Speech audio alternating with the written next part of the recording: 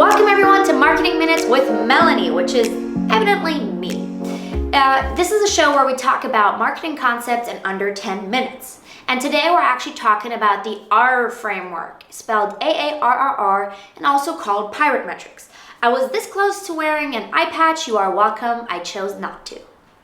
Over 10 years ago, Dave Mcclure, who's an angel investor, venture capitalist, the founder of Startup 500, a startup accelerator, invented or created the AARRR Framework. He is also a self-proclaimed creep, about which you can read more on the internet.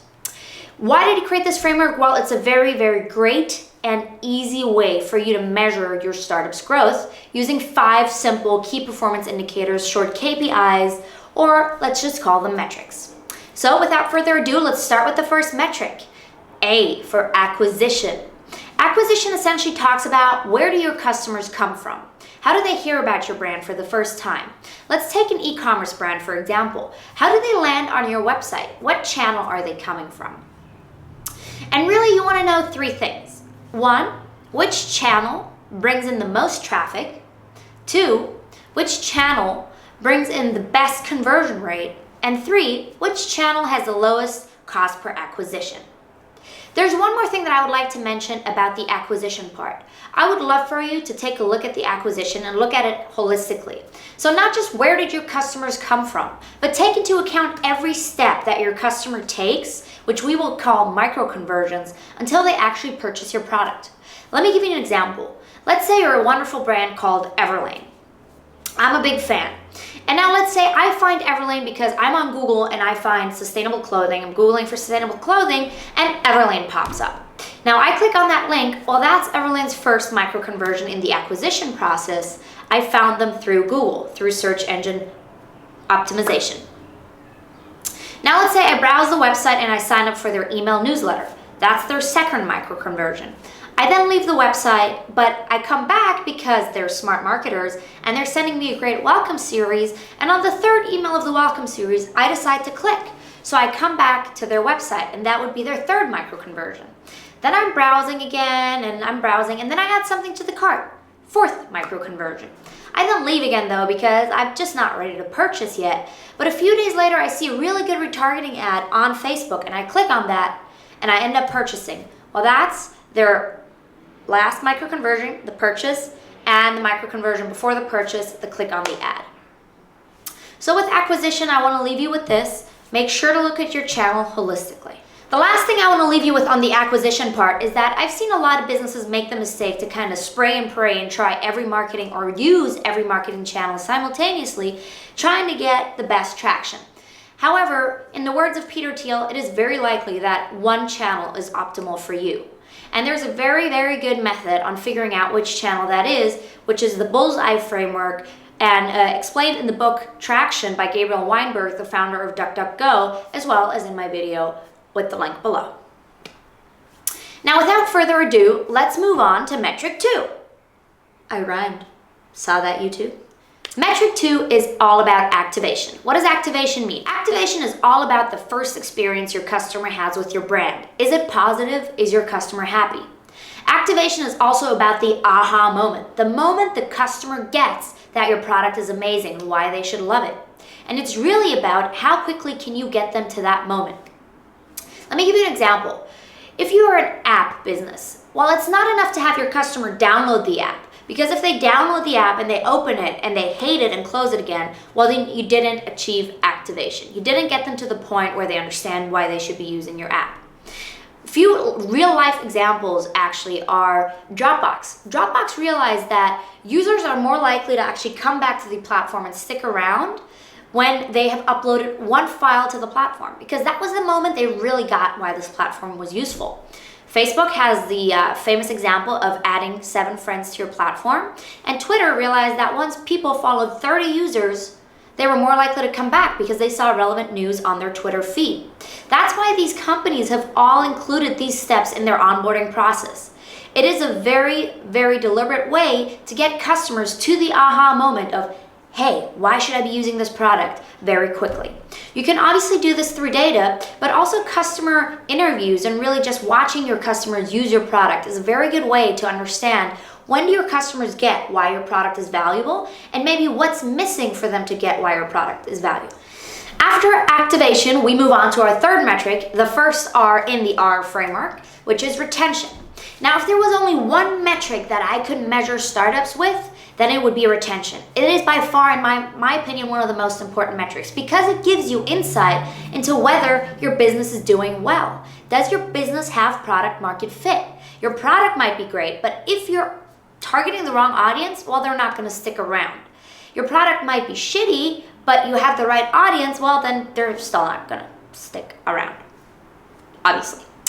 So take a good look at your retention metric, or rather your churn metric, which would be the opposite of retention.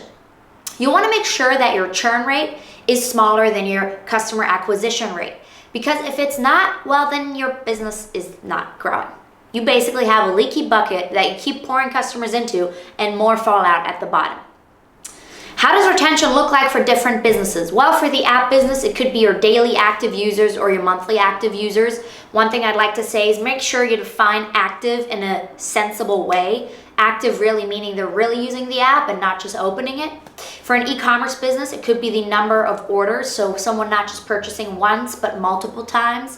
And then for a SaaS business, it's really just renewing the monthly subscription. Last but not least, don't disregard your churned customers because, in the words of Bill Gates, your most unhappy customers are your greatest source of learning. Talk to them. It will help you refine your product and your business. One more thing I'd like to leave you with is, according to the Harvard Business Review, it is 5 to 25 times more expensive to acquire a new customer than to sell to an existing one.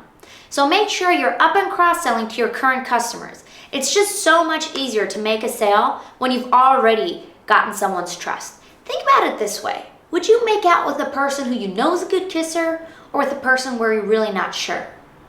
Is this a bad analogy? Either way, I'm sure you get it. So make sure you do everything to cross and upsell to your customers and increase their order number. A really good way to do this is to, for example, offer them products similar to the ones they've purchased, or remind them via email marketing to purchase again if it's something replenishable. And on to our next metric, referrals. How can you turn your customers into advocates? Referrals are a really, really powerful way to spread the word about your business at a very, very small cost. They also let you know how happy people are with your product. Because if someone's raving about your product, they will tell other people about it. If they're kind of meh about it, they're probably not going to go out and tell all their friends about the best new thing they've experienced. Because, well, it's not the best new thing. It's really just meh. When it comes to referrals, there's really two metrics you want to look at. The Net Promoter Score, about which I talk more in this video here, and the viral coefficient. The Net Promoter Score really just tells you how likely people are to recommend your product. The viral coefficient tells you how many people your current customers are referring. So let's say you have a viral coefficient of 1. Well, that would mean that one customer each is referring one person, which would be awesome because then you'd be doubling your customer base. And then think about the difference between 1 viral coefficient and 1.1. And the difference is huge, as you can see in this graph. Last but not least, here's 2 real-life examples of a really, really good referral system. One, Dropbox, which didn't have a lot of money to spend on customer acquisition, but did have a lot of free storage they could give away for very, very cheap money. So what they did is they said, hey, if you refer a friend, we'll give you more gigabytes for your Dropbox. Also, Hotmail kind of did a very cheeky way of getting people to refer by just adding sent with Hotmail, get your own to the bottom of the emails back in the day. They don't do that anymore, back in the day. So those are really smart ways to build in referrals into your acquisition system. And now to the last metric, everyone's favorite metric, revenue. How can you make more money? For revenue, there's really 2 metrics you're looking at, your customer acquisition costs and your customer lifetime value. And you want to be pushing these levers in different directions. One, you want to be increasing your customer lifetime value, which basically is the sum of all purchases a customer makes with you during their customer lifetime. Say if Cindy is a customer with you for 5 years and she purchases 7 times for $10, well then her customer lifetime value would be 70. Now you want to increase that. How can you increase it? You can get your customers to purchase more and purchase more often. So cross-selling, upselling, staying in touch with your customers via email, that is a very, very good method. 2, you want to decrease customer acquisition costs, which you can do by optimizing your sales funnel. So once you've found your one optimal marketing channel, focus on that and really focus on driving down the cost for getting more people into your funnel and eventually to purchase. That's it for today's episode. Please let me know your thoughts. If you have any questions, comments, I would love to learn more from you guys. I'm sure you have more to share. Please leave comments below and like and subscribe if you did like this and you want to subscribe, I guess. That's it for today. See you later.